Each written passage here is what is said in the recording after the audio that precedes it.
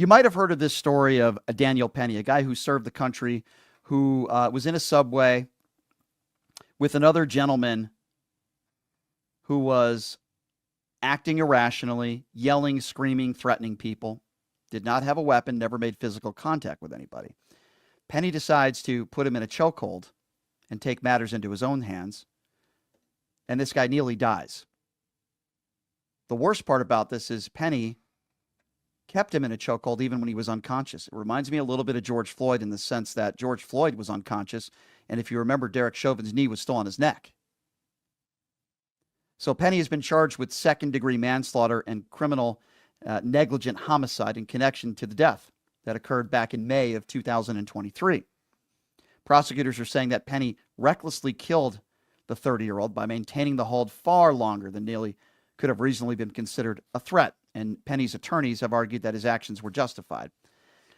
To me, this is a very, very simple case, and I'm going to explain why. Now, if you think Kyle Rittenhouse is a hero, and you think Derek Chauvin didn't do anything wrong, then you're probably going to call this guy, Penny, a hero as well. Penny is not a hero. In my opinion, he's a murderer, and I'll explain why. So in your life, I think it's fair to say, at some point in your life, you've been in public and somebody was acting very irrationally, right? Maybe somebody was talking to themselves. Maybe somebody was threatening people. Maybe somebody was screaming erratically, and it made you feel uncomfortable. Maybe you were even fearful. Very possible. I've been on buses before where there have been some crazy people when I was a teenager, and people were yelling and screaming, and I was fearful. But that doesn't make it okay to put someone in a chokehold and kill somebody. That doesn't defend the fact that you can do that. Now, if somebody has a weapon, that's certainly a clear and present danger to threaten somebody's life. If somebody make physical contact, so for example, if this guy, Neely, physically was assaulting somebody, you would have the right to get involved in a physical aspect. That's not what happened here. So if our precedent, and you think that this guy, Penny, is a hero, then what you're saying is, if somebody's fearful or scared, it's okay to use deadly force on somebody.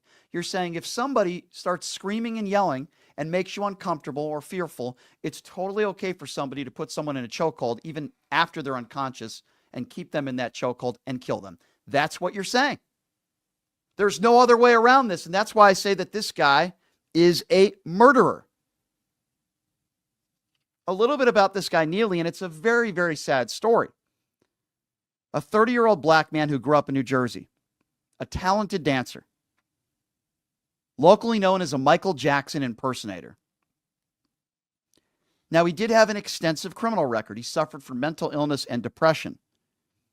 And what's really sad about this story is back in 2007, he was only 14 years old, and his mother was murdered by a man with whom she had been in an abusive relationship with. That had to affect him his entire life. It's horrible.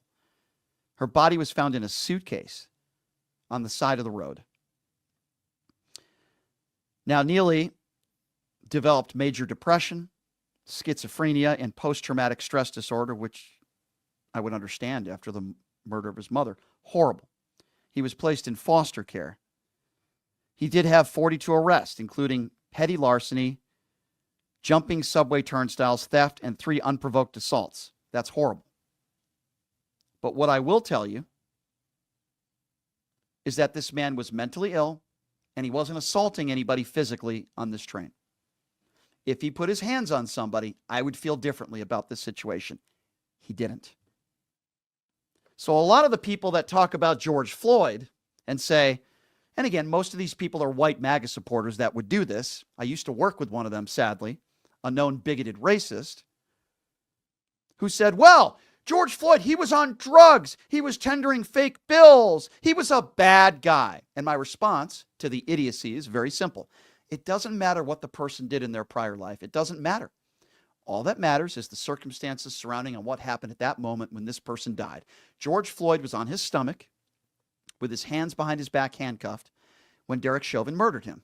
That's why Derek Chauvin is a convicted murderer, and right now he's behind bars. That was murder. Doesn't matter what he did in the past. All that matters is in that moment and what led up to it. That's all that matters. Same thing in this case. Doesn't matter what this guy Neely did in the past.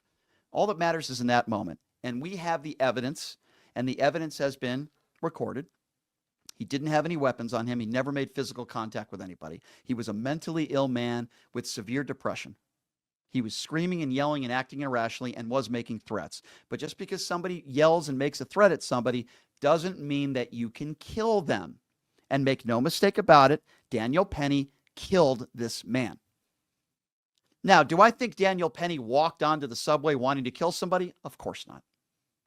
Do I even think Daniel Penny was trying to kill him? Probably not. But it doesn't matter. That's why he was charged with second-degree manslaughter and criminal negligent homicide.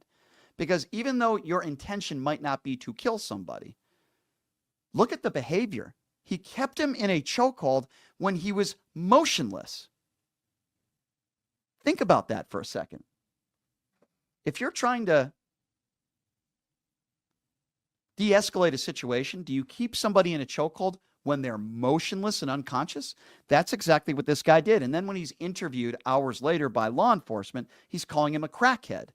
That shows, at least in my opinion, that he had no respect for this man's life at all. I think he needs to go to jail. Now, the other side, before we take phone calls at 702-221-7283, the other side of this, it's astounding to me, and it's usually white people that are defending Daniel Penny. It's usually MAGA supporters. Pete Hegseth was one of them last year.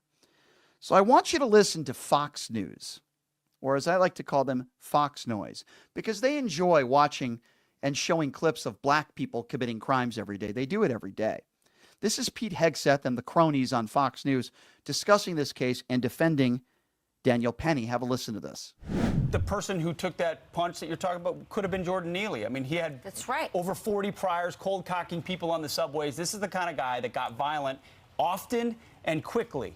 And Will, when you say we need more Daniel Pennys, you're right. You know why? Because he wasn't trying to kill anybody. He was a protector. Yes. He right then and there, these idiots. This is exactly what I'm talking about. It doesn't matter what he did in the past if he cold-cocked somebody in the past. What matters is he didn't cold-cock anybody that day. But these imbeciles don't understand how the law works. It doesn't matter what he did in the past. But that's what these morons do. They did the same thing with George Floyd. Oh, well, he used to cold-cock people on the subway. Doesn't matter because he didn't do it that day. He went into a chokehold. Then, while he was still breathing, released it into a resting position. That's not true. He didn't want to kill the guy. That's not true. They're lying. Pete Hegseth is a liar. He didn't release him when he stopped breathing. He kept him in that chokehold. That's a lie. Because he didn't want to kill the guy. And the passengers around him are thanking him. Doesn't matter. Again, New York City passengers used to lunatics on the subway, but don't want to actually be threatened in that process. The fact that he's a Marine will be used against him by the prosecution to say he's potentially violent, ticking time bomb. You know, all the upsides of being a Marine will be attempted to use. But it also means he knew what he was doing and not trying. If he wanted to kill somebody, he could if he really intended to. He wasn't did. Trying to. He did. Trying to protect in this instance. He did. It's amazing to watch Eric Adams go from being reasonable at the beginning of this whole thing, which he was. He said, let's wait for the activists take to the podium with the high school graduation photo and the Michael Jackson impersonation photo to make it look like their client was all good. And suddenly now he's giving statements about, well, that could have been me. Basically the Barack Obama defense of like, he's a young black man that was. This has nothing to do with anything. Really? So what did you Really? two do? You're in this. This is now happening. You now see what happened to this young Marine. Yeah, I don't want to hear from them anymore. It's so despicable and it's so disgusting. Well, this guy was cold cocking people in the past. Same idiots and racist bigots like Pete Hegseth who said, oh, well, George Floyd, you know, he was a bad guy. He was tendering fake bills. He was on fentanyl.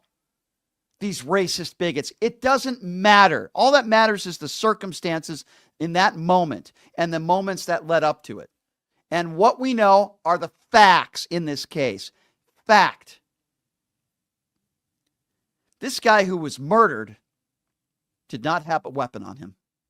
Fact. Number two, he never made physical contact with anybody on the train. What was he doing?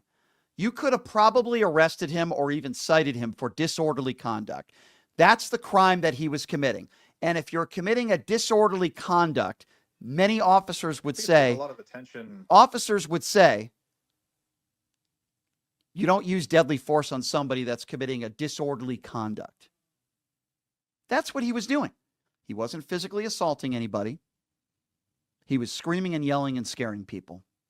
That doesn't give somebody the right to put somebody in a chokehold and kill them. And for the Pete Hegseths of the world, the idiots whose own mother called him a woman abuser because that's who he is, I find it very interesting. Why is it always the white person they defend?